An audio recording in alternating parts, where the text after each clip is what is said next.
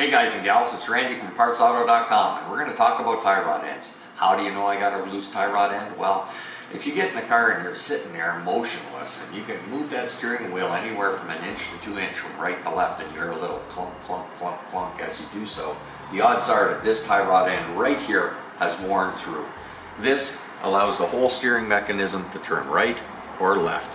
From the rack and pinion or the steering box, it comes down and this arm pulls to the right or to the left evenly on both sides so that you get going.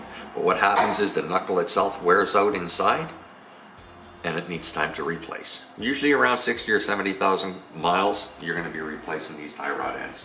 Cheap part, $60 or $70. Easy to change, easy peasy. As you can see, one bolt here, one bolt there. Count how many revolutions it takes for you to pull this off, and then install it in the same direction. So if it's usually around 13.5 revolutions to pull it off, when you got your new one, count 13.5 revolutions to put it on, tighten up your jam nut on both ends, and you're good to go. The part you need now? PartsAuto.com. The part you need now.